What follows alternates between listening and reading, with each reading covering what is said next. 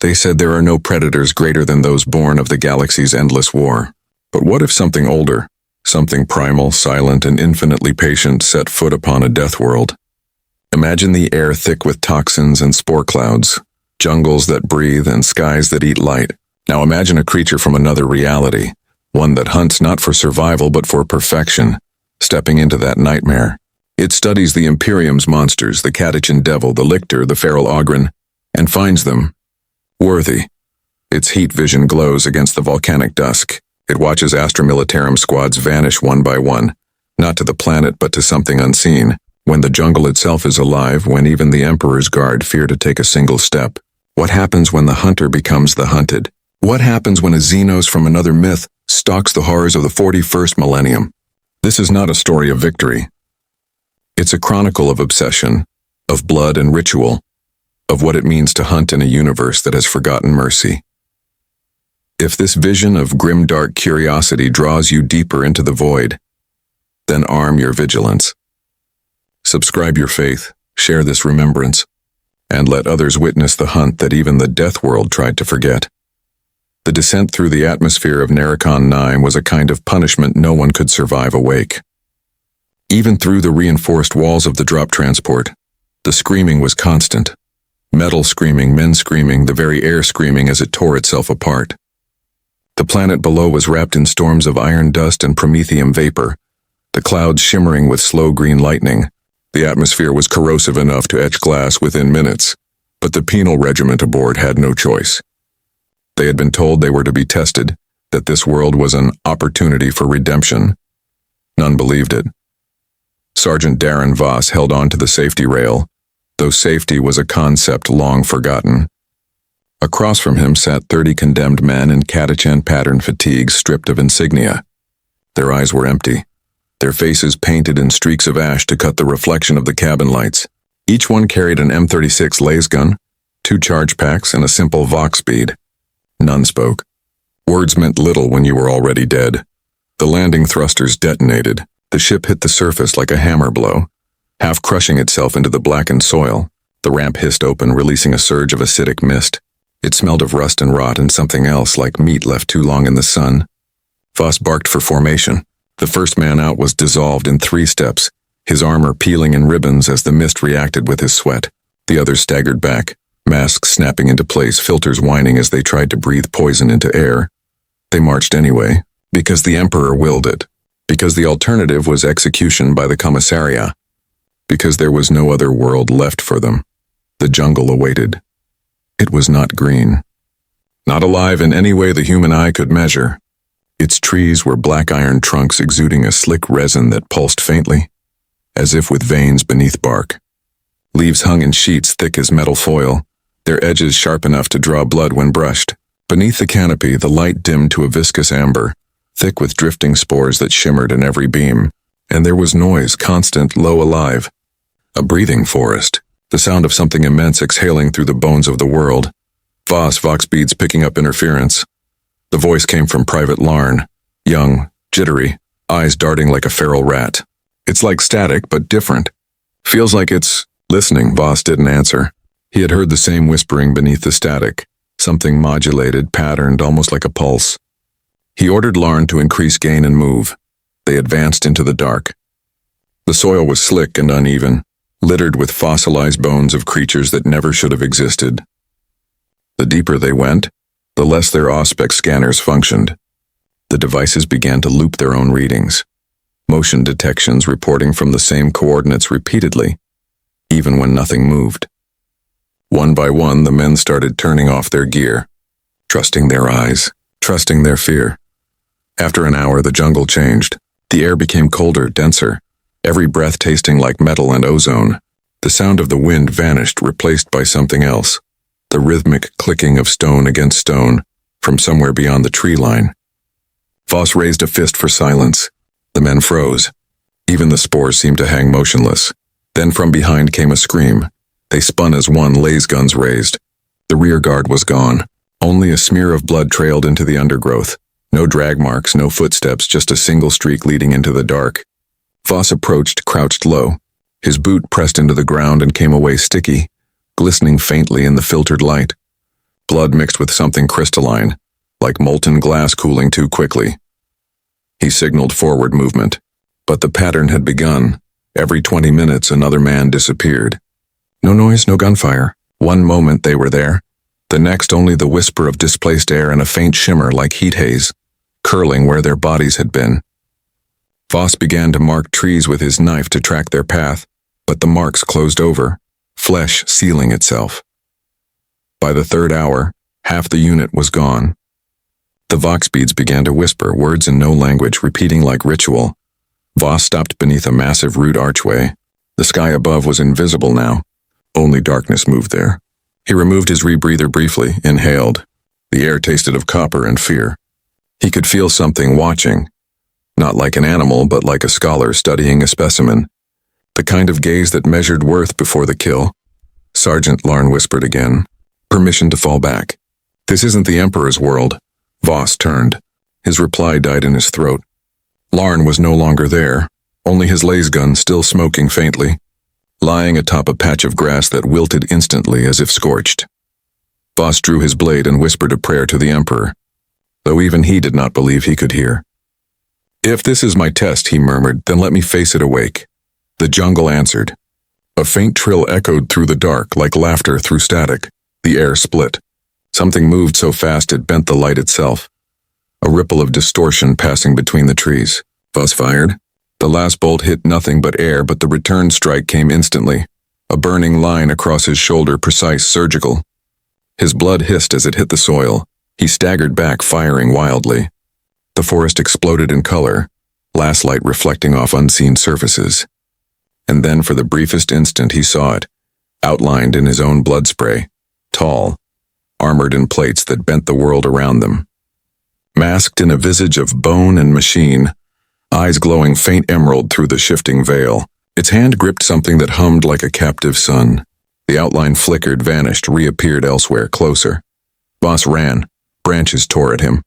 The air alive with the predator's breathing, measured, calm, patient. Every movement he made was mirrored. Every shot he fired answered with silence. The hunt had begun. He burst into a clearing, panting. The remains of his squad strewn around a monolithic stone that jutted from the ground like a broken tooth. The stone was covered in markings, some imperial, others alien, some neither. He pressed his hand to the surface and felt it vibrate, like the heartbeat of the planet itself. Behind him, the distortion shimmered again. Voss turned slowly, raising his laser gun, though both of them knew it would do nothing. The shape became clear, towering, almost reverent in its stillness. The creature tilted its head, studying him, and then it did something Voss did not expect. It placed one hand to its chest, a gesture, a salute, a recognition. The realization chilled him more than fear. He was being acknowledged, judged not as prey but as a rival. Voss did not move. The creature's weapon retracted. For a moment, silence, thick, absolute. Then the jungle screamed. Every tree convulsed at once, spores detonating into clouds of acid vapor. The sky itself tore as volcanic fire burst through the canopy. The death world had awakened in defense, enraged that something even more lethal dared claim dominion. The creature vanished into the smoke, leaving Voss alone with the storm. He fell to his knees as the ground began to pulse, veins of molten light spreading through the soil beneath him. Something deep below was alive. He whispered into the Vox, though no one was left to hear. Narration is not a world. It's a mouth. Static answered him. But beneath that static, clicks, rhythmic, deliberate, like someone or something speaking through the static in mockery of his own voice. Voss stared into the dark and whispered, "Emperor, save us." The jungle whispered back, in perfect imitation of his tone, "Save us." The words came from everywhere, and then the light vanished. When Voss awoke, there was no light. The world had collapsed into the smell of smoke, the rasp of his own breath, and a slow dripping sound somewhere close. His rebreather was cracked. He could feel the air stinging his throat, every breath a punishment. He lay still, counting the drips to stay sane. Then he heard it again, those deliberate clicks echoing from the dark. They were near now, precise, intelligent. He reached for his laser gun, fingers brushing cold metal, but when he lifted it, the weapon fell apart in his hands. The barrel had been sliced clean through, not torn, cut. He touched the edge. It was glass smooth. Too perfect for any claw or fang. Something had taken it apart piece by piece while he slept. He rose slowly. The mist glowed faintly now, reflecting on shapes that moved above him. Metallic leaves swaying without wind. In their shifting reflections, he saw movement that wasn't his own. For an instant, the light caught on a mask. Two burning green eyes stared back through the shimmer. Then the figure was gone, leaving only the faint trace of something invisible in motion, a distortion moving through the mist like heat over asphalt. Voss stumbled forward, each step taking him deeper into the ruin. Trees twisted around him, their trunks fused into columns of bone and bark, veins pulsing faintly under translucent skin. Shapes hung from them, human silhouettes cocooned in resin, their faces frozen in expressions of terror. One of them still breathed. He recognized the insignia, a catechin patch half melted into flesh. Private Goran. Voss tried to speak, but the man's eyes moved first, tracking something behind him. Voss turned and saw nothing. Then came the sound of shifting gravel, barely audible, but rhythmic. The air shimmered again. Voss dropped to a crouch, firing blindly into the haze. The jungle lit up in red flashes, revealing the impossible for an instant. A tall silhouette bending light around its armor, claws extended, moving in perfect silence. It moved between the bolts, anticipating them, graceful and precise, and then it was gone. Voss felt the air ripple behind him and rolled just as a blade cut through the space where his neck had been. The weapon hissed, energy singing through the vapor. The strike had not been a kill. It was a test. The creature was toying with him. He scrambled up, eyes burning, heart slamming like artillery in his chest. He knew death. He'd seen chaos cults. He'd fought in the shadow of tyrannids.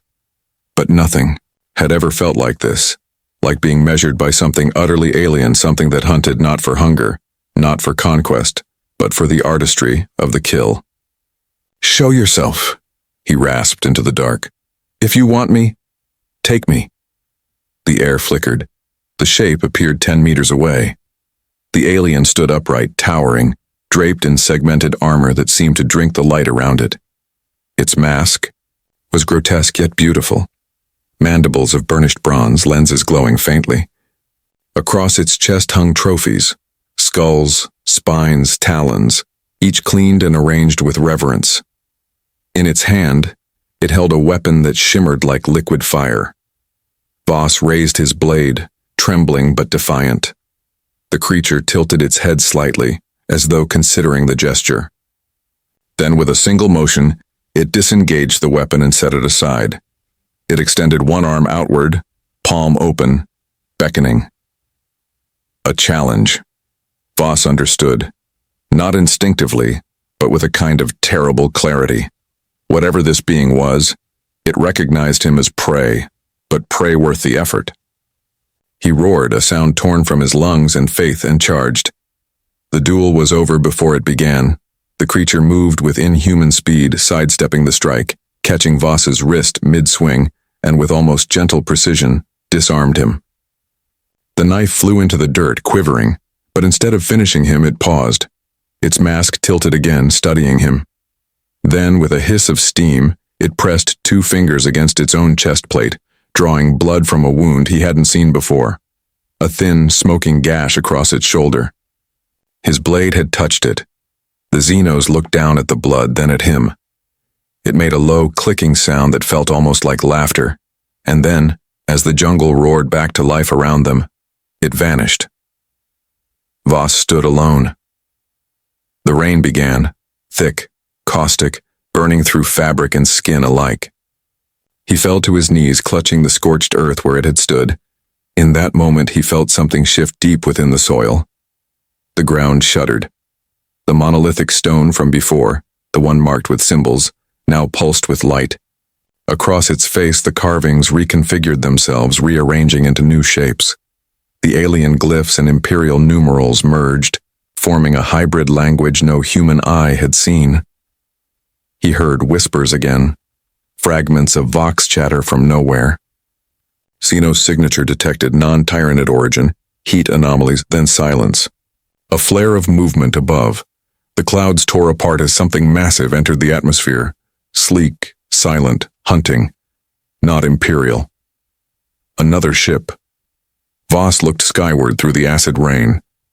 The vessel's hull rippled with cloaking distortion before vanishing into the upper storm. The jungle hissed in disapproval as if jealous. He didn't know whether the creature had left or simply become part of the world that birthed it. He only knew that Narration 9 had changed. It no longer simply killed those who came to it. It observed, learned, imitated. Voss turned and began walking toward the horizon, though no horizon existed here. Only fog and the silhouettes of impossible trees. His vox whispered once more before dying. "Sergeant, do you copy?" The voice was Larn's, but Larn was dead. Voss didn't answer. Some things were meant to remain echoes. Above him in the branches something watched, cloaked and still. A faint red triangle pulsed once on a wrist-mounted display before fading. The hunt, it seemed, was not over. It had simply evolved. The jungle exhaled. The dripping stopped, and far beneath the surface of Narration 9, something clicked in reply. The first sign of the stranger's arrival was not light, but the absence of it, a piece of the sky swallowing its own glow as a shape slipped through the iron storm. No auspex on Narration 9 recorded it. The dust was too dense and the planet too contrary to allow mortal eyes to know what trespassed. Only the jungle felt it, the way prey feels the shadow of a bird upon its back, and the world drew a long, wet breath. Somewhere, a flower closed. Somewhere else, a pit opened its teeth. The vessel did not burn as it fell. It negotiated with the storm, reading its moods, choosing routes between bolts of chemical lightning with the patience of a glacier.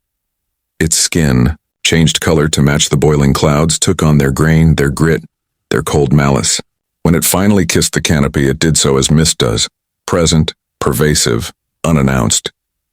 There was no crater. There was only an aftertaste in the air, a metallic tang that set the teeth on edge, and a ripple that ran along every blade and thorn as if the world's fur were being stroked backward. A ramp did not descend. A door did not open. It was simply there, a tall silhouette at the tree line, a distortion within which 2 points smoldered green. The jungle watched. The stranger watched back. For a time, they were content with the equilibrium of predators. The hunter did what all true hunters do first. It learned the language of the place. Heat was grammar here. Narration 9 wrote its sentences in gradients of life and rot, and the stranger read them with lenses that peeled flesh from bone, hope from habit. Through its gaze, the jungle appeared as a cathedral of embers, fat sacks pulsing warmth in roots, cold veins of mineral running like scripture between them. Human heat was a staccato scribble by comparison, frantic, bright, brief. The stranger catalogued those signatures. It watched the last communications of a penal drop squad burn and dim across the underlayer of the forest. It traced the evaporation of their courage by the way their heat pooled in footprints and then stopped pooling at all. This was not hunger study. It was liturgy. The hunter moved with the economic grace of an oath being spoken. It left almost no disturbance. A polished leaf turning on an axis. A bead of promethium condensate trembling on a thorn. When it paused before a trunk veined with glassy sap, it laid its hand upon the bark and listened. The planet spoke in very low frequencies, the speech of magma and deep pressure. The stranger recorded the pulse. It had recorded 1,000 such pulses across 1,000 killing grounds. Each time the pulse was different. Each time the same hunger sat beneath it, patient as stone. When the stranger took its first trophy on Narration 9, the world responded. The prey had been a thing like a mantis but larger than a rhino transport, its forelimbs adapted to scissoring trunks. It lived high in the canopy, where the chemical rain fell as vapor instead of knives. It had learned to mimic the breath of the planet so well that even the stranger's instruments dismissed it as background. The mistake wasn't mutual. The mantis struck without warning, one limb slicing through the cloaking haze, carving a clean crescent out of the storm. The stranger pivoted into it, not away, turning the arc of the blow into a corridor along which it stepped. Exactly the width of its body, exactly the length of its patience. Plasma whispered, and the limb parted, sealed, and smoked in the same heartbeat. The mantis thrashed. Its blood cooled in sheets on the bark and broke like lacquer. The stranger steadied the carcass with one hand, cut the trophy with the other, and raised the curved barb to the low red light, considering grain, weight, story. It hung the barb on an empty clasp across its chest, between vertebrae polished long ago and a chitin spur of a beast whose shape narration could never have supported. The hunter had brought its past with it. It always did. Art requires a gallery. The gallery had rules. The stranger spared a band of scavenger creatures at dusk, feral, eyeless, the size of children. They swarmed a dead thing and chirped in relief as the day's burning cooled. The stranger watched them with the stillness of a monument. None carried tools. None understood flame. Their heat was a soft smear, communal and low. It logged their range and let them live. A patrol of condemned men stumbled near at midnight, coughing into broken rebreathers, sputtering prayers no one could hear. The stranger ghosted them for a while and measured the rhythm of their panic. The sergeant among them moved differently, his heat regulating under pressure, his eyes cutting angles through the trees that suggested he saw patterns even where there were none. The hunter remembered him. It had marked him once in blood. The mark mattered. The code was not a superstition. It was the only thing that separated craft from slaughter.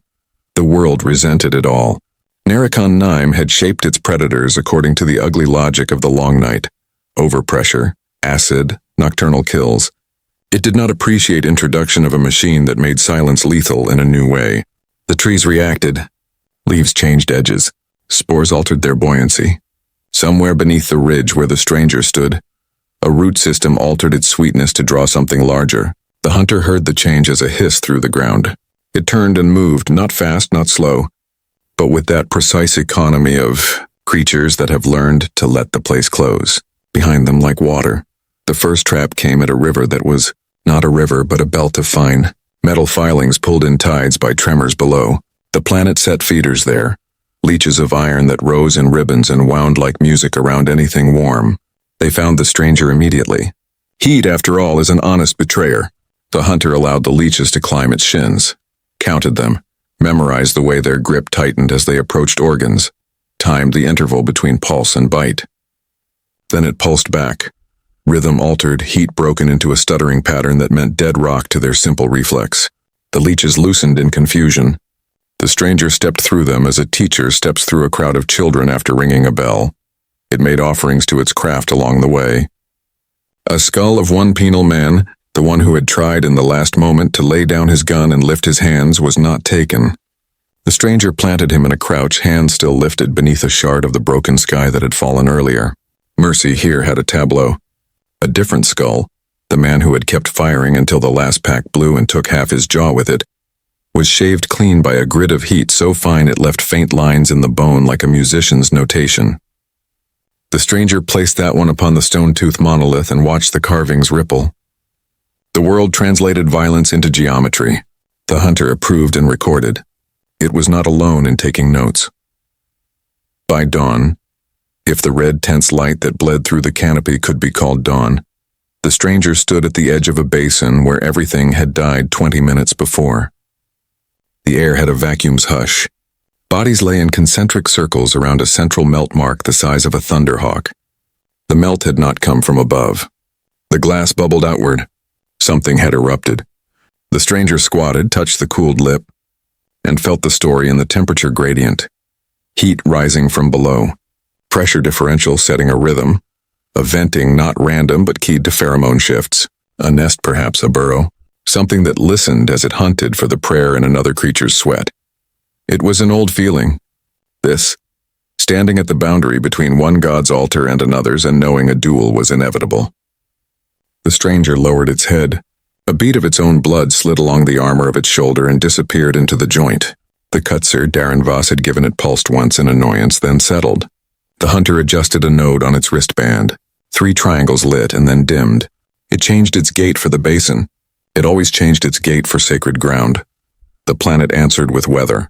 The clouds above folded like paper, and knives of rain began to fall, each drop hissing where it struck. The stranger did not bother to shield. It let the rain bite. It counted the bites and matched their intervals to the pulse below. Heat, pressure, rain, breath, a 4-beat bar. The Hunt's meter. When the stranger entered the basin, a shape the color of old leaves uncurled from the glass. It did not hiss. It did not roar. It merely changed the temperature of the air around it by 3 degrees, and in that movement wrote its name to any eye worthy to read. The stranger read. It took 1 step, then 2, always to the offbeat. The other shape refolded the air and vanished. 2 invisible things considered each other. Neither attacked. Not yet. The first hunts are not kills. They are conversations. Far away in the ruins of a downed shuttle, a penal man stirred. The stranger's mask turned a fraction, registering the heat spike. The world tried immediately to set its own trap with that signal. The basin's pulse quickened.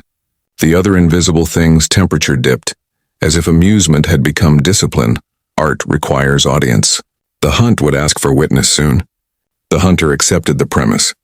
It turned its head back to the basin's center, and for the first time on Narration 9, it let a sound escape its mask. A low set of clicks, precise, in a sequence that had meant challenge on worlds long burned to their cores. The basin listened. The planet listened. Something else listened, too, between the trees, where a man whose heart refused to die counted his breath and tried not to shake. The conversation began. The clicks rolled across the basin like knuckles on stone. They met the rain's hiss and separated into discrete beads that could be counted, learned, answered. The thing in the glass replied without sound. It wrote its agreement in motion. A soft negative where heat should be, an absence with edges too clean to be nature's. The stranger adjusted its stance by a measure no human would notice, and the planet flexed in sympathy, sending a tremor through the ribs of the earth. Somewhere beyond the rim, a stand of iron-leafed saplings collapsed with the finality of a door closing. The first strike came from beneath the stranger's left heel, so perfectly timed with the next thunderbeat that even the rain seemed late to report it. The ground flowered into blade and tendon, a bloom the color of old wounds snapping shut around the ankle. The stranger did not fight the capture. It dropped weight instead, driving its knee into the glass at an angle that split the trap along a stress line it had mapped 3 breaths earlier. Something hissed, disappointment, not pain. The stranger answered with the narrowest kiss of plasma, a line drawn through air that left no light, only the memory of heat. A peel of enamel-thick hide curled away from nothingness and revealed a fraction of the other's geometry. Cabled forelimb, barbed knuckle, a fringe of sensory filaments quivering like prayer flags in a storm. The planet applauded with a surge of gas from the vents, dragging the rain sideways. Spores lifted in sheets and shaped themselves into veils. Visibility shrank to a ritual's radius. The stranger's lenses cut the world into gradients and found that even heat had been taught to dissemble here. The other predator was older to this place, tuned to hunger that answered tectonics. It knew how to make the basin's breath its own cloak. The stranger had come too far, too often, not to learn quickly. It lowered its center, drew the burn of its own blood into the armor's ceramic to blur its edges, and tuned its breathing to the planet's 4-beat. The third of every 4 was held a hair too long. A false cadence offered as a lie. The lie bought a heartbeat. On it, the stranger moved. The wristband's glyphs did not brighten. There was respect in this restraint, and the blade it drew was the quiet one. No flairi nuum, simply a new absence that cut other absences more sharply than they cut themselves. It carved a fan through the vapor, nothing grand, a craftsman's test cut across grain. The edge found resistance, then purchased, then the rattle of armored cilia. The other shape clicked for the first time, not language, but that instantaneous arithmetic of predator minds assessing a changed variable. The basin's pulse accelerated in sympathy, and heat came up through the glass as if someone had opened a kiln. Far from the center, a human coughed. The sound was percussive and ugly in a place that had been speaking in pulses and clicks. The stranger's mask tilted 1 degree, the other shape tilted in perfect mirror. 2 apexes triangulated the interruption and agreed on the truth of it. Audience. The world agreed as well. The rain thinned. The storm's knives dulled into ordinary burns. The veils lifted not to reveal, but to allow witness. Darren Voss had crawled there, more instinct than plan, guided by a map of heat and hope that only men near their last breath can read. His palms were flayed where the glass had stippled them. His lashes were clotted with residue, and his eyes watered behind a rebreather cannibalized from two broken ones. Yet he saw. The trick of it was not to look for forms, but to look for mistakes. The stranger made none. The other made almost none. In almost, a man like Voss could live. He pressed his shoulder into a fracture in the basin's lip and slowed his breath to the rhythm the world had forced upon him. He'd been taught how to listen to a place by Kadashan veterans who believed more in living than any catechism did. Count the bird's silence, taste the sap, measure the river's lies by the color of its foam. This place had no birds, only machines pretending to be flowers, but the principles were cousins. He watched the rain rebound. He watched steam register where nothing stood. He watched a bead of his own blood leak from under a cracked plate and shatter into soot on a line that was too straight to be chance. There. Edges. He raised the last pistol he'd tucked into his vest. Absurd, pious. He did not fire. He made a decision that separated a prey animal from a soldier. He would not announce himself to gods who were not listening. Instead, he held the pistol low and used its cooling barrel as a mirror to read the ghost of a movement behind his left ear. The reflection showed a dent in the veil, the way a fish's passing makes a lake forget itself for an instant. He did one more thing then, for no catechism at all. He spoke a name barely more than breath. Larn. The basin answered with a pop of trapped heat. The other predator's head inclined by the width of a tooth. Names still had weight even here. At the center, the two shapes closed. It was not filmed for crowds. There were no wide gestures. The stranger's blade lines were short, interleaved with turns that wasted nothing. The other's limbs telescoped with a grace that had nothing to do with mercy, their tips worrying at armor joints like keys searching locks. When contact came, it did not ring. It thudded intimate and heavy, and left on both combatants a calligraphy of shallow damages. One of the stranger's trophies broke free, a vertebra from a beast of a nitrogen sea honed to softness by time. It fell between them, spun twice, and stuck upright in a bubble of glass. Both paused. Perhaps it was the old habit of altars. Perhaps it was the recognition that in such moments even killers owed the world a nod. Then they moved again, faster. The planet tried new tricks. Fence opened in staccato along the rim, exhaling heat to upset infrared sight. Filaments rose from seams and draped themselves over the combatants. So gently they barely registered as weight until they tightened with a taste for salt. Voss could feel the world thinking. It had learned the stranger's patience and was rehearsing it, changing flavor by degrees, testing when and why each thing would bite. He swallowed bile and shifted a centimeter to keep blood from filling his mouth. The move saved him. The filament net he hadn't seen fell where his face had been and fused on contact, a mask that would have sealed ignorance over his eyes forever. A sound cut the learning short. Not thunder, not breath. A broadband distortion that made bone remember void. Voss didn't know it, but ships knew ships, and the stranger's mask turned sharply skyward. Through the canyon of clouds, something sleeker than an Imperial dropcraft slipped like a dark syllable. It did not descend. It watched. It was smaller than the vessel that had brought the stranger, fast where the other had been patient, and the glyphs that whispered along its flank were kin to those the hunter wore upon its gauntlet. The mask's lenses narrowed. 3 triangles lit on the wristband and stayed lit. The other predator felt it too. Not the machine, perhaps, but the way the machine's presence tugged at the planet's tide. It backed a half step, not retreat, adjustment, and the air around it cooled into restraint. The stranger took that space and didn't press. Code drank blood and called it wine. Code also poured some out for the dead. The basin, unwilling to be left out of liturgy, tightened its pulse into a narrow, hard rhythm. There would be more weather soon, and that weather would decide nothing, only make choices uglier. Voss took another breath. It tasted like a forge. He did not know whether the extra ship was friend, foe, or judge.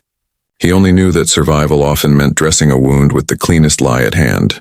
He told himself that men could still matter here, that a decision he made, now quiet as it must be, could tilt the edge of something ancient. He slid the last pistol away and reached instead for the data slate at his belt. Its screen had died earlier, but the recorder hummed like a trapped insect and the thermal sensor still painted ghosts. He held it up, angled to catch the center of the basin and let it drink the conversation of heat. It was a petty defiance and a useful one. If he lived, he would carry the pattern out. If he died, perhaps the planet would learn a new way to shape a man's last act. The ship above flared once and sealed itself back into cloud. The triangles dimmed. The rain regained its knives. The veils dropped. The predators separated not from fear, but because even art requires rests between phrases. The stranger backed out of the basin with the same measured disrespect it had shown gravity. The other sank back into the geometry of glass without ripples. Voss pressed his brow against the cool fracture and closed his eyes until the red behind them calmed. When he opened them again, the stranger stood at the rim, as tall and patient as a memory. It did not look at him. It looked past him to the trees where the world waited, offended and eager. Then, without flourish, it left a mark on the stone with a blade so fine the groove seemed grown, not cut. 3 equilateral triangles nested until they were one. The mark caught the rain and hissed like language. Voss understood nothing of its alphabet and everything of its promise. Hunts ended one of 2 ways. This one had chosen the longer road. When the stranger left the basin, it walked as though time itself deferred to its steps. The jungle parted, unwilling yet compelled. Every motion was measured, a geometry of purpose. The rain resumed its knives, acid hissing against the hunter's armor, tracing rivulets down the engraved marks of 1,000 hunts. For the first time since arrival, its breath faltered, not in exhaustion but in consideration. There was intelligence here beyond instinct, an ecosystem whose cruelty had begun to imitate art. That interested it. The stranger recorded this hunt as worthy. Above, the storm opened briefly, revealing a ghost of the other ship, orbiting like a hawk that had found its equal. The 2 shared a silent language, one of signals invisible to human eyes. No reinforcements would come. The ritual forbade interference. A hunter that required aid was no hunter at all. Far below, the death world continued its argument with the intruder. The trees grew thicker, their bark crusted with parasitic iron moss that glowed faintly where it touched alien blood. Each branch swayed not with the wind but with awareness, like muscle beneath skin. The world had seen the duel and decided to evolve. The stranger felt the change in the air. The spores had altered taste. Sulfur turned sweet. Humidity spiked in patterns that suggested design. Its lenses flickered through spectrums, infrared, ultraviolet, a dozen beyond human comprehension, and each revealed new traps forming in real time. Vines thickened into tendons. The ground pulsed with shallow heartbeats. A lesser hunter might have withdrawn, but this one crouched and drew its claws along the soil, testing its resonance. It replied with its own pulse, 3 beats, pause, 2 beats. The world answered back, almost correct. A dialogue had begun between killer and planet. Through the haze, shapes approached, bipedal, armored, human. Another Imperial unit, perhaps searching for the lost penal squad. The hunter zoomed its vision until their heraldry came into focus. Skull sigils blackened by soot, their aquila marks inverted by corrosion. Death corps of Krieg. Efficient, wordless men. They moved in tight formation, laser guns at low ready, their gas masks reflecting the crimson sky. The stranger did not strike immediately. It observed, curious. These were not like the others. There was discipline here, a worship of extinction that mirrored its own. Their leader raised a gloved hand, gesturing silently, and a servo skull floated ahead, its auspex casting a scanning beam through the smoke. The hunter tilted its head, amused. It had seen such eyes before. When the servo skull's light touched its armor, the machine froze. Its optics overloaded, feed reversing in a pulse of static. The Kriegers reacted instantly, dropping to cover. A frag grenade rolled under the tree line. The hunter did not move. The explosion bloomed and vanished. When the smoke cleared, it was gone. Then came the sound. Low clicks from every direction. The Kriegers formed a circle, rifles steady. One turned his head slightly. A bright green dot appeared on his visor. In less than a second, half the squad was gone. The others fired blindly into the forest, rounds cutting through air and shadow alike. A figure fell, bisected cleanly from shoulder to hip, armor fused shut by heat. The hunter moved through them like thought, never seen, only implied by aftermath. It struck with precision, conserving motion, the act itself an expression of creed. Yet when the last soldier fell, the stranger did not take their skulls. Instead, it examined one of their rebreathers, removing it gently. The mask's lenses mirrored its own, dead eyes reflecting alien purpose. The hunter placed it upright on a root, an offering to kindred will. It understood these men. They hunted death as devotion. The jungle twitched in anger, as if insulted by this moment of respect. Tendrils erupted from the soil, seizing corpses, drawing them downward into nutrient pits. The world was reclaiming its flesh. The hunter stepped back, watching, fascinated. It knelt, pressed a hand to the ground, and for the first time released a sound not meant for prey. A deep, resonant hum, part growl, part prayer. The soil responded with tremors. Something vast beneath the crust shifted, recognizing kinship.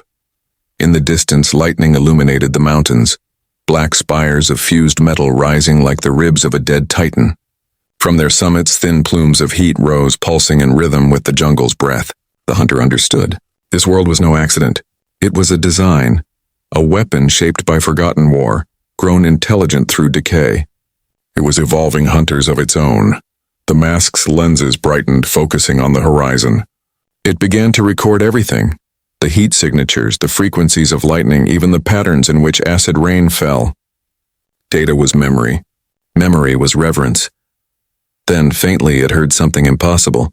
Human laughter through the Vox static. Not mirth, not madness. A recording looping cut from the dying Vox of Sergeant Darren Voss. The hunter's head turned sharply. The sound was coming from a ridge to the east. It ascended the slope in silence, cloaked again in distortion.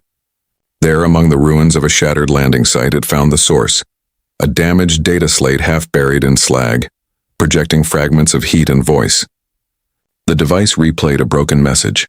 Voss's voice muttering coordinates, then the sound of clicking imitated perfectly in human rhythm. The hunter's mandibles flexed. It recognized its own language, reflected back imperfectly. Something had listened. Something had learned. Below, the jungle moved in unison, every leaf turning toward the ridge. The sound of clicking echoed again. Not mechanical, not human. Organic. Massive. The hunter looked up and saw the mountain's flanks shudder. From the fissures emerged shapes, towering, half chitin, half metal, their forms sculpted by the world itself. Each carried the crude mimicry of its armor, plating fused to bone, glowing emerald eyes without understanding. The death world had made its own predators. The hunter rose to full height, activating every weapon node along its gauntlets. For the first time since arriving, it allowed its camouflage to fail. The air bent outward, revealing the full silhouette of the alien. Dreadlocked cables trailing behind its skull mask, armor etched with symbols of hunts across galaxies. Its plasma caster powered to life, painting the rain in violet reflections. The jungle roared as one living organism, thousands of false hunters emerging from its depths.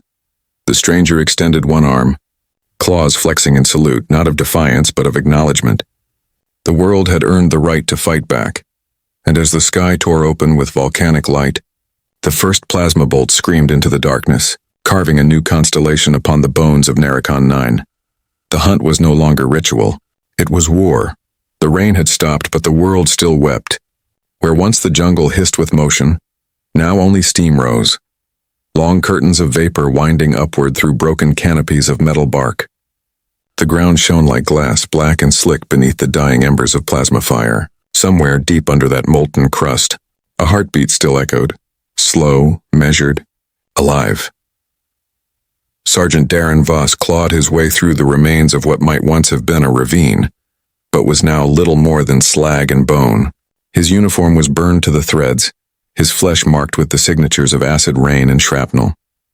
Around him, what remained of the 121st Catechin Penal Detachment staggered in silence. 3 of them, no more. The rest were names that would never reach any archive of the Astra Militarum. They didn't speak. Words had lost value here. Their voices belonged to the jungle now, swallowed by its endless breathing. Faust checked his auspex, though it flickered and died again, just as it had since the night he met the invisible thing. He didn't need it. He could feel it. That weight on the air, like a gaze pressing between the shoulder blades. A presence that turned every shadow into suspicion. "Sergeant," came a voice. Corporal Marin, gaunt and trembling, clutched his laser gun like a relic. His rebreather's lens had cracked, revealing one bloodshot eye. "You hear that?" Voss listened. The sound was faint but deliberate. Click, click, click. Then silence. He nodded once. "Keep your discipline. But discipline was a fiction in a place like this. The clicks came again, closer this time, followed by the faintest distortion in the mist ahead. Heat bending, space tightening, the way light recoils from something it shouldn't touch. Marin's breath hitched and then it was gone. The air thickened, sound dying entirely. Even the insects froze, as if the entire world were holding its breath. Voss raised his weapon slowly, scanning left to right. A shimmer passed before him like oil sliding across water. He fired once. The bolt struck a tree and ricocheted into the dark. "Stop shooting," hissed Voss. "It wants noise." But Marin didn't stop. Panic had him. He fired until the charge pack screamed red and the weapon overheated in his hands.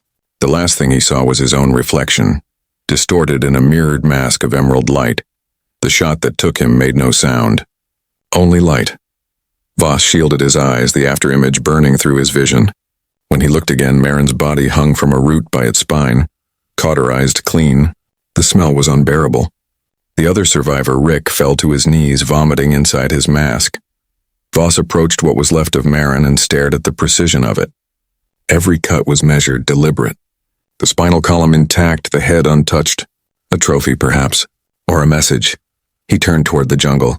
"You could have killed us all before we hit ground," he whispered into the dark. "So why now? Why this?" The jungle replied, not in words, but in mimicry. From the fog came a voice perfect in tone and inflection. Marin's voice. "You hear that?" Voss froze. Rick screamed. The sound of last fire filled the clearing. Blasts illuminated fragments of the impossible. An arm disappearing into mist. The faint reflection of a blade moving without body. Twin green eyes watching from nowhere. The last bolt struck something solid, and for the briefest second, the air shimmered violently.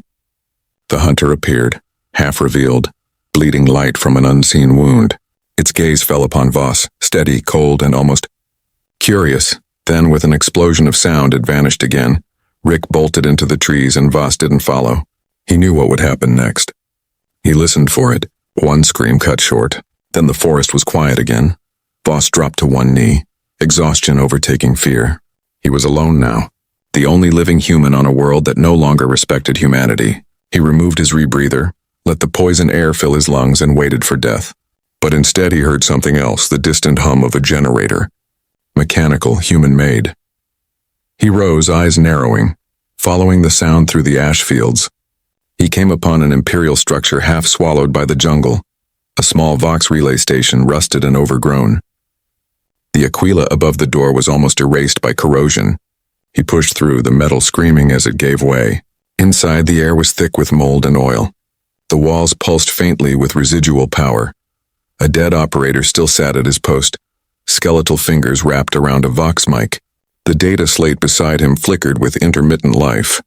Voss wiped away grime and activated it. The screen crackled, revealing fragments of a transmission. Inquisitorial Order LXI-9. Subject, Xenoform Anomaly.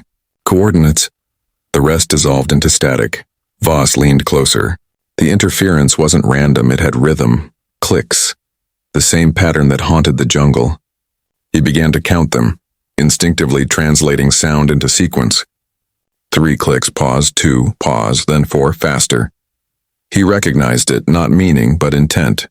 It was copying human cadence, learning language. The hunter wasn't just killing, it was studying.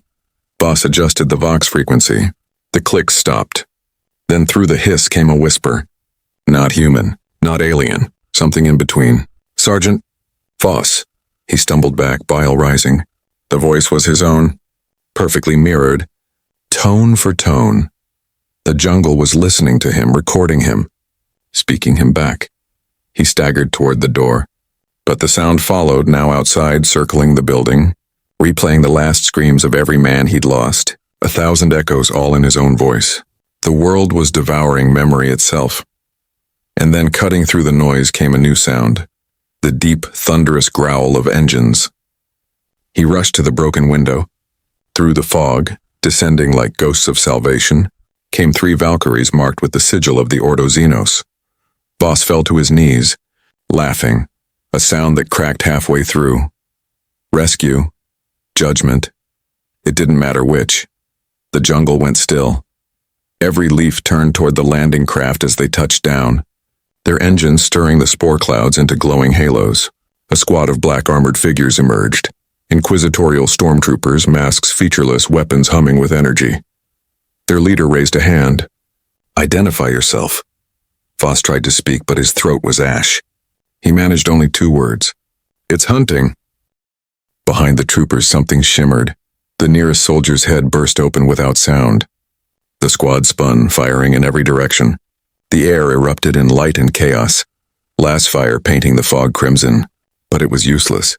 Voss watched as the invisible shape tore through them one by one, each death precise, surgical. The Inquisitor herself, a tall woman in red carapace bearing the inquisitorial rosette upon her chest, turned her inferno pistol toward the void. "By the Emperor's," she began. Her words ended in static, the hunter uncloaked, standing over her body. Its mask reflected the burning craft behind it, its armor scarred but victorious. Then unexpectedly it paused. It turned toward Voss, its gaze narrowing. It didn't kill him. Instead, it extended one clawed hand as if offering him something. Lying there on the scorched earth was the Inquisitor's rosette, still glowing faintly with the seal of Terra. Voss reached for it. The creature let it go. Then as thunder split the sky, it cloaked again and vanished into the forest. Voss was left kneeling amid the dead, the symbol of Imperial judgment burning in his hands. The Emperor had sent none to save him. Only witnesses, and one of them no longer bled red.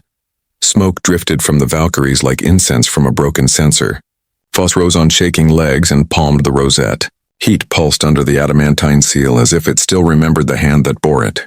He pressed it to the relay's internal lock. Old machine spirits grumbled awake. Somewhere in the walls, a servitor convulsed, failed, and fell still. Bolts withdrew with the reluctance of arthritic bone. A door slid open to reveal a narrow corridor webbed with cabling and damp prayer scrolls that had fused to the metal long ago. At the end lay a secured cage, an inquisitorial field cache half-eaten by rust. The rosette chimed once. The cage accepted judgment. Inside were the kinds of objects no sane world kept. A hot-shot laser gun with its stock scored by old teeth, 3 charge packs sealed in red wax, a picked quarter, a vial of concentrated coagulants, a packet of hexagrammic wards that had dissolved into paste, and a data slate slave to a cogitator bank that still breathed. Voss shouldered the hell gun, slotted a pack, and set the picked quarter running. He angled it toward the doorway and let it watch while he scrolled the slate's logs with his thumb. Fragments came up in ugly bursts. Xenoform anomaly, non-tyrannid thermal signature, habit of trophy taking, avoid direct confrontation. Then another layer beneath it, tagged by a different hand, tight and clipped, secondary apex, tyrannid bioform, chameleonic, prey acquisition pattern suggest lictor, avoid sensory-rich cover, no vox. The entry ended mid-word, as if the writer had moved too suddenly and the world had resentfully bitten down. 2 hunters. Not one. He had suspected it without admitting it to himself. The patterns were too clean, then too messy, and the mess carried a purpose that was not art but appetite. A lictor. Voss had seen the aftermath of their work on Vordrest. Men hung like wind chimes, whole squads taken apart, silence nailed to the trees with chitin spurs.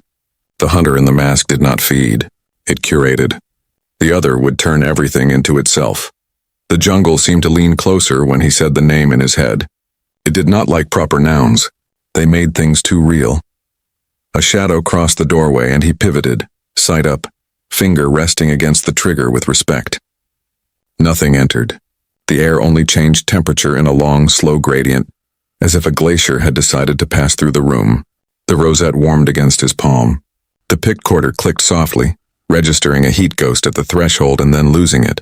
Voss killed the slate's light and listened. Far away, something uttered a single contemptuous click. Closer, something else answered by pressing all sound out of the world until silence had weight.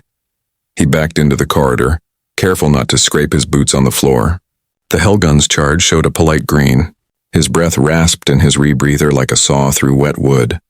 He made himself slow it and matched the 4-beat he had learned without intending to. Heat, pressure, rain, breath. On the 3rd beat, he slid along the wall toward a smashed window that looked over the clearing. The hunter in the mask stood among the dead stormtroopers again, not touching them, not gloating. It crouched over one body, the Inquisitor's, and lifted her hand. For a long moment, the alien and the burned rosette regarded each other. Voss could not read its face, but he recognized posture. Soldiers across 1,000 regiments had knelt that way beside a friend they'd not been allowed to mourn. It set the hand down with a precision no accident could achieve and then turned its mask toward the tree line. A line of rain hissed where nothing should have intercepted it. The lictor was already here. The world exhaled in anticipation. Leaves turned their blades outward. Spores brightened. The clearing became a bowl, and somewhere high above the canopy, gray cloud thinned to reveal a disk of sun veiled in iron dust. Red, dim, malignant. The blood sky the old logs had mentioned. A pressure rolled through Voss's teeth that made his jaw ache.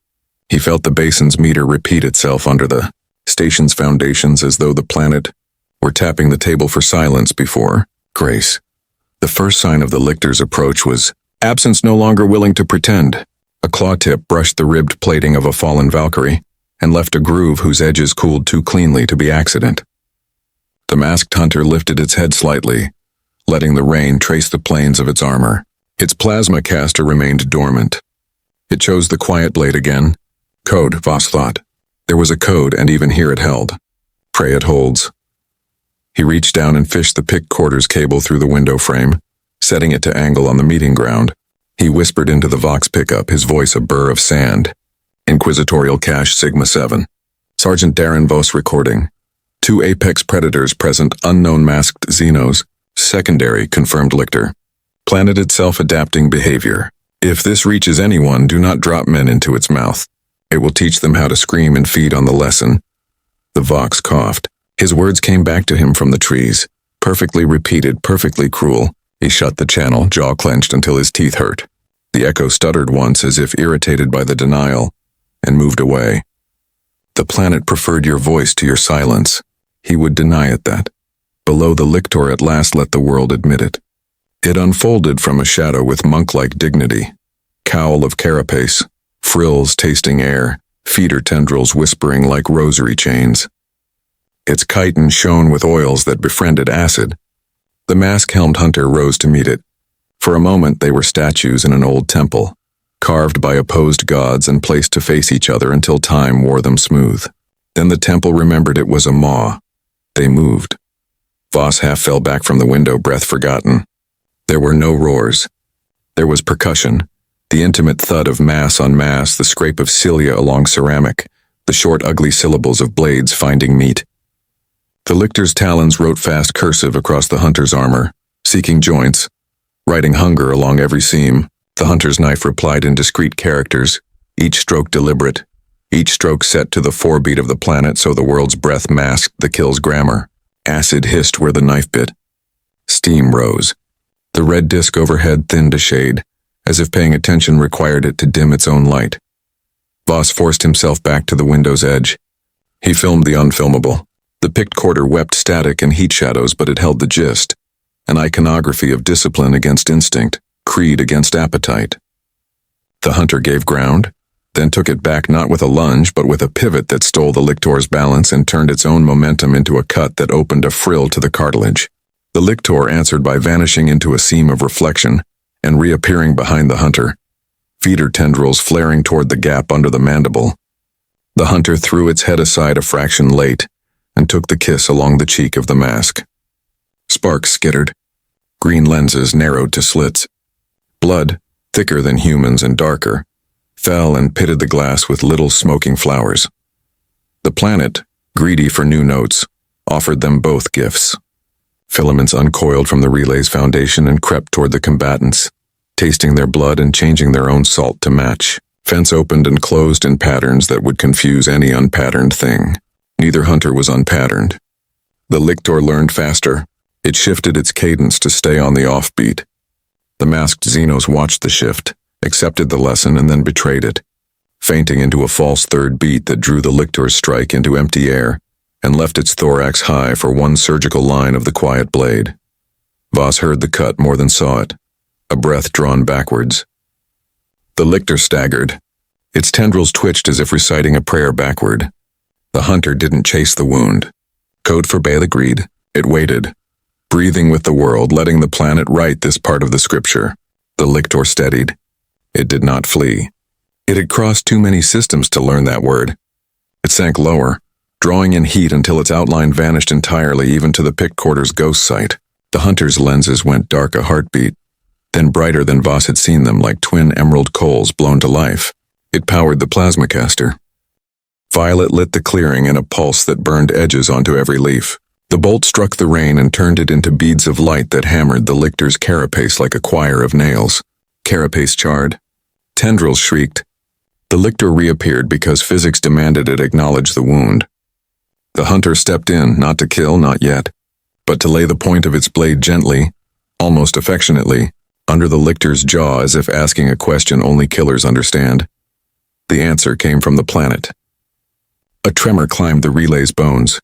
The ground in the clearing rose in a long, slow swell, and the glass cracked along a radius that touched both hunters' feet. The maw wanted equal shares. It would not have one altar stand taller than another. Voss grabbed the rosette and the picked quarter and slung them across his chest. He felt small as a candle in a manufacturum's night, yet candles chose where to burn. He took one step toward the door. If he went down there, he would die pointlessly as a footnote in a theology of beasts. If he stayed, he would live long enough to leave the pattern behind. To name things in a way that hurt them, the Imperium would not thank him. It would likely erase him for having stood in a place no man should. But between erasure and feeding the mouth, erasure felt like memory. He lowered the hell gun instead of raising it. He whispered into the picked quarter with the steadiness he had no right to own. Chapter ends when one of them does. I will carry what I can carry. If the Ordo Xenos hears this, burn from orbit or leave it to its own liturgy. Do not send men, do not send saints. This world likes the taste of both. Below, the hunter and the lictor parted a step, as duelists do when the bell demands a breath. The red disk shivered behind the clouds and thinned toward an eclipse. The next passage would be written under a blood-dark ring. Voss rested his brow against the cooled frame for one heartbeat, then turned toward the stair. He did not see the masked Xenos glance up at the relay's window. He did not see the single fractional nod. He would remember it anyway. The sky dimmed, not with night but with omen. The death world took a deeper breath, and somewhere in the new hush, two apexes agreed to settle doctrine beneath a closing eye. The sun did not set so much as it tightened, dimming into a ring the color of rusted plate as ash climbed to crown it. Under that constricting light, the clearing hardened into an arena. Glass hissed in long fractures that drew themselves like runes. The relay's ribs thrummed with trapped heat. Every plant held its breath. Even the rain, knife-edged and certain all day, hesitated on its own descent, becoming a fine hanging mist that turned the world's edges to ghosts. In the hush, two forms faced one another, and a planet waited to hear which grammar would rule it, appetite or art. The lictor lowered its center until it almost lay upon the glass, a sermon taught by evolution and hunger. Frills spread, tasting 1,000 chemistries. Acid, alien blood, human sweat, the iron memory of old battles leached into root and stone. Its talons kissed the surface with small, patient taps that mapped microfractures the way a blind man reads scripture. The masked hunter answered with stillness. Its breath settled into the 4-beat Narration 9 imposed on every creature that wished to live here. Heat, pressure, rain, breath. On the 3rd beat it delayed a hair, a lie taught in the basin. The world pulsed back, recognizing the deceit with something like approval. The hunter's lenses narrowed. Code must converse with place, or code becomes vanity. Voss reached the foot of the relay stair and tucked himself flat along a buttress where shielded cables half-melted made a nest. The rosette lay cold against his chest now, as if the gate it once opened had stepped back out of reach. He slid the pickcorder up between warped plating and watched through the tiniest triangle of view. In the shard's reflection, the arena became a sanctum, its altar a web of cracked obsidian shot through with pale veins. He breathed when the planet let him, and not otherwise. Somewhere above the canopy, a slim shadow plane, the smaller alien craft, circled once and withdrew, ritual satisfied. No witness would intervene now. This was doctrine to be settled by hands. The first exchange sounded like a fist closing around a bag of bones. The lictor did not lunge so much as appear a pace closer, a smear of colder air that resolved into mass at the last instant, talons threading toward the hunter's neck seal. feeder tendrils seeking the seam beneath the mandibles. The hunter turned into the strike, not away, meeting it with the quiet blade and a quarter step that made the lictor's momentum an accomplice to its own pain. Metal kissed chitin. Steam floated up, fragrant with the bitter oil that kept tyrannid plates friendly with acid. The hunter's knife traced a line that was not greedy, a scholar's underline, not a thief's grab, and withdrew before the counterstroke arrived. The lictor's answer wrote heat across the hunter's shoulder, opening the old cut Voss had made and deepening it until thick. Dark blood fell in separate drops and burned small flowers into the glass. The planet tasted both offerings and changed. Filaments uncoiled from seams, thin as hair and quick as thought, drifting on static until they touched blood and stiffened, knitting themselves into nets whose geometry shifted to match whatever they held. The hunter's armor learned their rhythm in one breath, and pulsed a counter-frequency that made them loosen as if embarrassed. The lictor simply moved between them, instinct teaching it to step where the weave was weakest. The nets began to watch. There was patience underground. The duel tightened. Movement shrank as weapons grew more honest. The hunter's blade stopped showing off and started surviving. Short parries, smaller cuts, each one an argument made within the syllable of another. The lictor's talons stopped preaching inevitability and began to bargain, testing, feinting, taking payment in skin when bone was denied. In the pause at the end of one furious measure, the hunter flicked its wrist and a barb, mantis curved, taken from the canopy kill, slid into its offhand grip. Trophy became tool. The lictor snorted a string of damp clicks, recognition, contempt, interest, and blurred sideways, drawing the hunter through a veil of mist so cold it shocked even armor. The veil was new. The planet had learned how to make air bite without rain. Voss adjusted the recorder with a slow thumb and felt it heat against his skin. The image it showed was mostly negative space and inference, but the story held. A discipline that refused spectacle meeting a biology that refused pause. He could almost predict the next exchange. Not with certainty, never that, but with the same soldier's intuition that let him read a killing field by the way crows behaved, by the silence of insects, by the sweet rot in a ditch that told him where not to step. He whispered once into his own mask, not to the picked quarter and not to the emperor, but to the shape a life takes when it's borrowed longer than it should be. Hold! The sky obliged him by darkening further, the red ring thinning until the death world wore a crown of dull fire. Under that omen, the lictor shifted doctrine. It rose, not much, just enough that its weight no longer distributed across 4 points but along a flexing tripod, tail anchoring, 4 limbs loose. A grapnel stance. The hunter recognized the declaration and made one of its own. The plasma caster on its shoulder lifted like a patient bird and then settled unpowered. It untethered a second blade from its thigh, shorter, broader, its edge a strange, hungry mat. Nu flare nuhum. This would be settled inside the breath they collided. Voss flinched at the intimacy of the sounds. The leather squeak of wet tendon over carapace. The grind of ceramic on hardened chitin. The short, expelled grunts that all creatures make when mass meets mass in earnest. The hunter let the lictor close and paid for the lesson in blood along the ribs. The lictor allowed the hunter's offhand barb to wedge under a plate, and paid for the audacity with a cut that sang through to meat. They separated a handspan, neither conceding ground, both rewriting their language mid-sentence. The world pressed its thumb on the page. A tremor rolled out from the relay's foundations, slow enough to seem gracious and cruel enough to break a man's ankles if he tried to ride it. Veins under the glass lit in pale green and pulsed to the basin's old meter. But now the third beat carried a hinge, a tiny catch, as if something below were learning syncopation. The lictor seized the hinge. It set its strike to arrive in the gap between beats, talons threading down for the joint inside the hunter's left elbow where the blood ran hottest. The hunter had been waiting for the theft. It gave the elbow, turned the joint into a trap, and drove the broader knife home beneath the lictor's jaw. Not deep, not yet, just far enough to taste the idea of ending. For a heartbeat, they were locked, breath to breath, code to instinct, the planet's new rhythm ticking under them like a bomb that had decided to become a metronome. The hunter's lenses dimmed, then brightened, a nod inside a mask. It could finish. Code said not yet. The lictor's tendrils flared, tasting options. It could flee, vanish into seams, return a chapter later. Appetite said not yet. Something had changed beyond the clearing.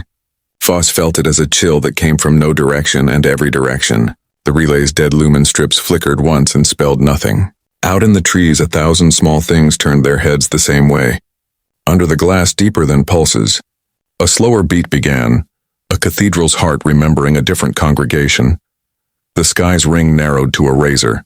The next strike would teach the world what to remember. The eclipse reached its zenith. The sun became nothing but a ring of iron fire, thin, cruel, eternal. Every shadow turned red. The light of narration no longer came from above. It came from the ground, bleeding through fissures where molten veins writhed like living arteries. The air was heavy enough to taste, thick with copper and ozone. The death world had become a cathedral, and its gods were about to write scripture in blood. The lictor struck first. It lunged with the speed of a thought, claws splitting the mist into ribbons, tail slicing the air like a guillotine. The hunter sidestepped, parrying the blow with both blades in a cross that rang like glass under pressure. Sparks and acid clashed in a brief moment of perfect balance, art and instinct poised on the same breath. Then the lictor's tail coiled around the hunter's leg and yanked. The alien fell backward, striking the ground hard enough to crack the glass beneath it. The lictor pounced, forelimbs descending like the closing of an iron trap. The hunter rolled, cloaking mid-motion. The lictor's claws tore through empty air, shredding its own reflection. The predator paused, head swaying, tasting the void for scent, but the world's heat was now chaos. Every surface burned at different temperatures, and the death world, hungry for spectacle, imitated the cloaking shimmer in dozens of false images. The lictor hissed, blinded not by the hunter but by the planet itself. The hunter appeared behind it, silent, blades poised like executioner's wings. The strike came swift, one to sever, one to sanctify. The first cut opened the lictor's side, the second its throat, but the creature twisted impossibly, catching the wrist mid-motion and drove a talon deep into the hunter's abdomen. Blood, not red but molten green, spattered across the lictor's face. It screamed, not in pain but rage, for even wounded the hunter did not fall. It leaned forward, pressing the wound against the talon, trapping it there, locking them together. The two killers stood as one, their weapons buried in each other, the death world trembling beneath their feet. Voss watched from the relay's base, unable to breathe. His hands shook around the picked quarter, which now flickered with radiation from the molten fissures. He didn't know what he was witnessing anymore, combat, ritual, or something beyond comprehension. His mind reached for logic, for orders, for faith, but found only awe. The hunter's mandibles flexed. It reached up, gripping the lictor's head in one gauntleted hand and forced it to look skyward. For a moment, both killers stared into the eclipse, the black eye rimmed in flame, watching without pity. The hunter spoke not in human tongue, but in a language older and sharper than words. A sequence of clicks, guttural and precise. The lictor replied with silence. Then the hunter drove its blade upward through the lictor's skull. The creature spasmed, claws gouging trenches into the alien's armor. A tremor rippled through the jungle as the world itself recoiled from the death scream. A sound so deep it cracked the glass plane and sent geysers of steam screaming into the air. The fissures widened, light pouring through them like molten veins opening to the heart. The lictor fell, its body collapsing into the cracks, devoured by the earth that had birthed it. The hunter stood over the ruin, motionless, blades lowered, breath slowing. Its armor dripped with both its own blood and the ichor of the slain tyrannid. Slowly it reached down, tore free a piece of the lictor's skull and held it aloft to the ring of fire above. A trophy, a promise. The planet answered with thunder. The fissures erupted, lava surging upward like veins of molten thought. Lightning crawled across the sky, striking the hunter's armor in a symphony of light and pain. The alien staggered but did not fall. Instead, it turned its gaze to the horizon, toward the relay, toward the only living human left. Voss froze. Through the rising flames, the hunter began to walk. Each step left a glowing footprint on the glass, each one filled with its own burning reflection. The closer it came, the louder the jungle became, shrieking through every tree, every root, every corpse. The death world did not want them to meet. It wanted to keep them apart, its art, its ritual, its hunger unobserved. But the hunter ignored the will of worlds. It stopped only a few meters from the relay, its towering form framed by rivers of molten gold. The cloak flickered and failed entirely, revealing its full form for the first time. 8 feet of scarred, obsidian armor marked by hundreds of hunt sigils, bones wired to its chest plate, each one engraved with foreign runes. Its mask bore a single long crack, through which faint light pulsed like a heartbeat. Voss raised his weapon, though his arms shook too much to aim. The hunter tilted its head, studying him. The sound of their breathing filled the void between them, one mechanical, one human. Then the hunter did something impossible. It lowered its weapons and knelt. Voss didn't understand. Not until the creature reached into its own armor and removed something, a shard of metal glowing faintly with alien script. It set it on the ground between them and pressed one clawed finger against its own chest. Then it pointed at him. Voss looked down. The shard was warm. When he touched it, symbols flared, his own voice replaying from within. Words he'd spoken hours ago into the recorder. Do not send men. Do not send saints. This world likes the taste of both. It had recorded him. It had carried his warning. The hunter rose, gaze steady. A final click escaped its mask. Short, soft, almost reverent. Then it turned away, walking into the volcanic glow. The jungle howled. The fissures closed around its retreating shape, sealing it in molten amber, until nothing remained but silence and the echo of its steps. Voss collapsed beside the shard, exhausted, the air too thin to breathe. Above him, the ring of the sun widened again, light returning weakly to the surface. The duel was over. The death world had been silenced, if only for a moment. He lifted the alien shard, held it toward the dying light, and whispered, "Then it was never the hunter that was lost. It was us, somewhere deep in the planet's veins." A pulse answered. It did not sound like ending. By morning, if the pale wash that crept across Narration 9 could be forgiven such a name, the relay's metal bones had cooled enough to sing rather than scream. Steam clung to everything, beating on cables, dripping from prayer scrolls that had fused to the walls during the night's convulsions. Sergeant Darren Voss woke to the taste of iron on his tongue and the weight of the alien shard against his sternum. For a long time he lay still, listening to the changed breath of the world. The old 4-beat, heat, pressure, rain, breath had slowed. A fifth ghost beat slipped between the third and fourth like a remembered word. He did not pretend to understand it. He did what soldiers do. He counted it, marked it, and stood. Outside, the clearing wore the duel in careful lines. Glass slumped where the fissures had exhaled, frozen mid-wave. A long scar traced from the relay's foot to the basin's lip where the lictor had tried to anchor and failed. A faint shimmer like heat, and beyond it only jungle. No body. The death world did not mount trophies. It metabolized them into doctrine. Voss checked the pickcorder. Its memory bar pulsed a sickly green. He turned it off. There are endings that deserve silence. He should have moved. West, where ridge lines promised cover. East, where the storm broke into deserts of rusted plate. Up, if any machine still obeyed his rosette. Instead, he walked to the stone-tooth monolith that had been their first altar, and set the shard upon it. Symbols stirred in the metal when his palm lifted. A triangulated signature nested tight, then loosening into a simple line that crawled across the shard's face until it formed a crude echo of the Imperial Aquila. It wasn't mockery. It was translation the way a child attempts an adult script. Careful, solemn, wrong in all the right places. Voss felt the breath leave him as a laugh and return as a sob he refused. He pressed the rosette to the relay's exterior port. The machine spirit accepted the argument with the grudging dignity of an old clerk and offered him a channel. No astropath, no choir, only a narrow, dirty corridor through weather and spite. He tuned it with the patience of a penitent picking locks on his own cell, and spoke as if to a friend leaning close in a dark place. Sigma 7 Cash, Sergeant Darren Voss, 121st Cadetian Penal Detachment, Narration 9.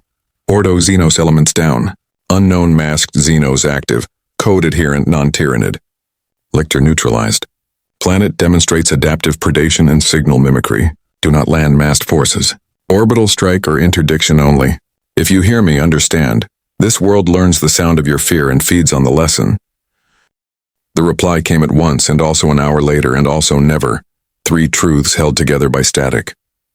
In some versions, the channel coughed only his own words back in perfect imitation. In another, a calm mechanical voice asked for coordinates and then died. In the third, a whisper brushed the line so faintly he leaned into it like heat in winter. He did not recognize the language. He recognized the rhythm.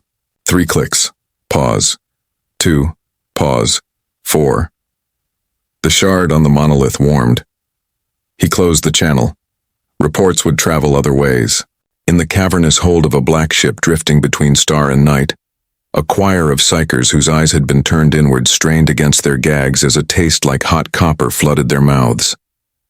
A scribe who had chiseled his name down to initials alone threw Emperor's Tarot into a brass bowl and saw only hound's teeth and a ring of ash. On Terra, where rumor is a form of weather, a clerk of the Ordo Xeno scratched a note on an unblessed slate. Narration 9, reconvene Conclave Septimus, crossfile with xenoform tracking, non-Tyranid hunter sign, witness asset probable. In the quarters of a warden aboard a black ship, a caged soul looked up and smiled at nothing. All of this Voss would hear later if he lived. All of it would be told as litany, then corrected, then buried under the kind of silence that makes a place into a warning on star charts. For now, rumor wore his shape and walked ahead of him through the trees. He scavenged what he could from the ruin. A medkit whose coagulants had turned the color of old tea but still worked on human blood. A ration brick that had learned to taste like dust. A length of cable, good for binding or climbing. The Hellgun now twice blessed by survival. He kept the shard under the cuirass where it warmed his sternum like a second pulse. When he stepped out from under the relay's shadow, the jungle's attention settled on him the way heat does when a door closes. For the first hour it did not test him, as if etiquette had been established by the knight's doctrine. He walked among iron leaves that bent to look, under trunks whose resin veins glowed with a respectful dim. In that reprieve he remembered faces. Larn's quick movements, always 2 steps before his fear caught him. Marin's cracked lens and the way he murmured to his lasgun as if it were a child. The Inquisitor's hand turned toward the sky, palm up, in a gesture no order codex bothered to name. The masked Xenos kneeling, not surrender, not apology, something else. He said their names aloud. The jungle hummed.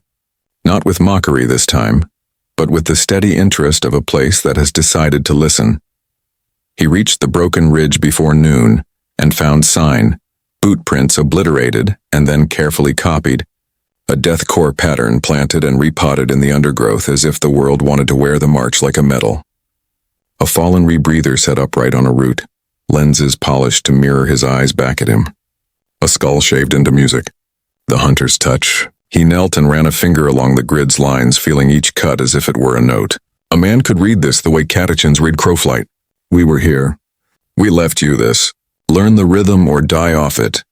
The air tilted. Voss went still, every small hair he had left lifting as if at an old friend's approach. He did not turn. He unhooked the picked quarter, aimed it past his shoulder at nothing, and spoke softly. If you're waiting for me to run, you'll wait a long time. If you're waiting for me to stand, here I am. A distortion pooled in the shadow of a tree and then drew itself up. Not a full reveal. A courtesy given to a shared language. Emerald burned low behind a cracked mask. The hunter did not come closer. It looked past him to the sky, where a dot slid between cloud and iron light. Not the slim shadow plane, larger, blockier, imperial. The Vox on Voss's collar coughed and for once did not imitate him. Sergeant Darren Vossern channel secured under Ordo Xenos writ. The voice had sand in it and patience. Signal triangulated. Hold your ground.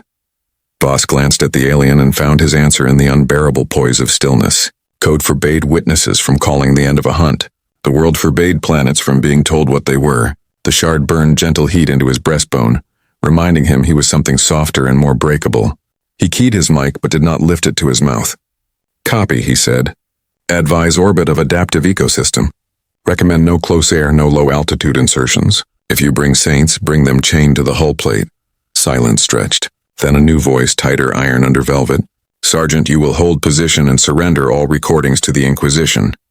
Your testimony will be taken under pain of truth. Your compliance is... The line bled into clicks. 3. Pause. 2. Pause. 4. The planet had learned bureaucracy's cadence and wore it like a child wears a commissar's cap. Delighted. Terrible. The channel died. Voss let his hand fall. He could not stop what would descend. He could not grant what the alien asked without betraying the Imperium that had burned him into shape. Between absolutes, he did the only thing that had ever saved him. He told the truth as plainly as a blade. He lifted the pick quarter toward the shimmer under the tree and said, I will try to carry this out. If I fall, carry it for me. If I live, you will not see me again unless I have earned it. The shimmer tilted by a fraction. Agreement or farewell? The hunter turned without sound and moved deeper into the jungle, lines of light bending along its edges like reeds in slow water. In its wake, the undergrowth exhaled and closed. The thunderhawk came snub-nosed through the weather like a fist with wings. It fought the air down to a hover and stamped its landing struts into the scarred glass. Ramps dropped. Black carapace gleamed. Skitari sketched along the flanks like insects on a cathedral door. A figure in a hooded greatcoat, rosette bright as a wound at the throat, stepped into narration as if into a chapel emptied of clerics. Behind the mask, cogitator eyes mapped the world into lines of kill and question. The Inquisitor who had fallen last night had been red in flame. This one was gray in patience. Sergeant Voss. The voice was a rasp sanded to smoothness. You have our attention. Voss looked at the world that had listened to him, at the monolith that wore alien triangles like new scripture, at the iron leaves that had turned to show him their edges and then their faces. He thought of the shard warm under the cuirass and the way its clumsy Aquila had made him forgive every sin he knew he'd committed. He bowed, not to the rosette, not to the planet, not to the thing in the trees, to the fact of being alive long enough to speak. Then hear this, he said. Narration is not a world you take. It is a world you ask a question. If you don't like the answer, you burn it from orbit and pray the smoke forgets your name. He waited for punishment. He received a tired nod. Walk with me, the Inquisitor said. Tell me everything you think you know.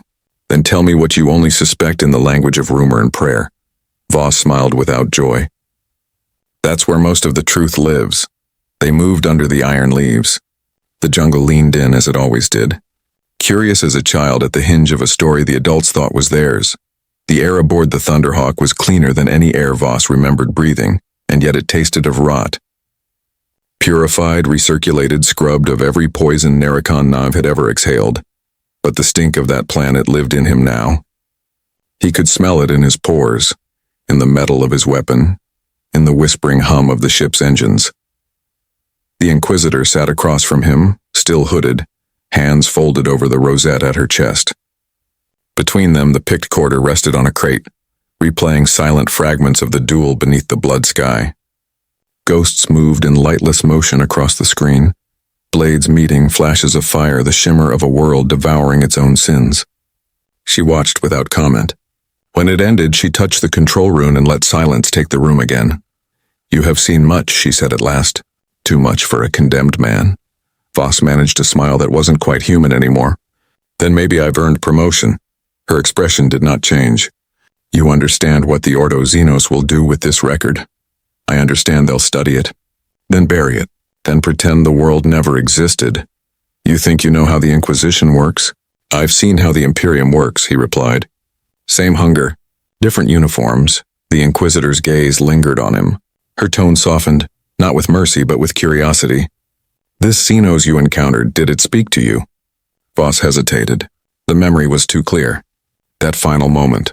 The creature kneeling, offering him the shard, repeating his words. Not in a way that language accounts for, he said finally. It listened. It learned. Maybe that's all speaking is. She nodded slowly as though that answer fit a question she hadn't asked aloud. Then she turned the shard over in her hand. The alien symbols crawled like living veins, shifting into shapes that almost but not quite formed Imperial letters. For a heartbeat, the Aquila appeared again, trembling, incomplete. The Inquisitor's breath caught. It mimics worship. Voss shook his head. Not worship, understanding. It saw what we call faith and tried to make sense of it. Or mockery, she said quietly. Or evolution, he countered. The silence stretched. Beyond the hull, the stars burned steady and cold. Narration 9 was a shrinking ember behind them, still writhing beneath its poisoned skies. Somewhere within its molten crust, the hunter moved or didn't. Voss could feel it. He didn't need psychic sight. The world itself had changed. Something had been rewritten in its bones. The Inquisitor deactivated the shard and set it down. We will deliver this to the Conclave. They will decide whether narration 9 is to be quarantined, studied, or destroyed. Voss leaned forward. If you destroy it, it won't die. It'll just move on. Anything that learns that quickly doesn't end, it adapts. Her eyes flicked to him, hard and unreadable. And if we study it? He smiled grimly. Then it learns faster. A long pause. The engines droned, steady as a heartbeat. You understand, Sergeant, she said, that what you've seen, what you've become, makes you a liability. I was already a liability, he murmured. That's why they sent me there. She rose, the robe of her station whispering against the deck. Perhaps, but the Emperor wastes nothing, not even ruin. Her shadow fell across him. You will remain under the Ordo's custody. We will debrief you on Terra. He didn't argue. Terra. The word meant nothing to him now. The Emperor's light felt distant, like an echo bouncing down a corridor too long for sound to survive. When she turned to leave, he spoke quietly. Inquisitor? She paused.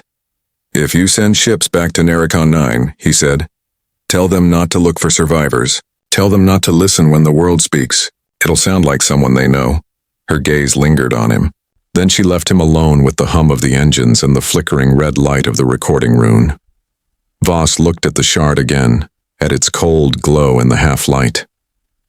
He thought of the clicks he still heard when he closed his eyes, the rhythm that had no end, no beginning, only repetition. It pulsed faintly against his chest like something alive. He wondered if the warp could dream of things like that, creatures that learned faith by imitation, planets that taught themselves to hunt, men who carried alien hearts without noticing. He wondered if somewhere beyond the Astronomican's light, the Emperor himself ever looked into the abyss and saw reflection instead of victory. He leaned back against the cold hull, eyes closing, whispering to no one.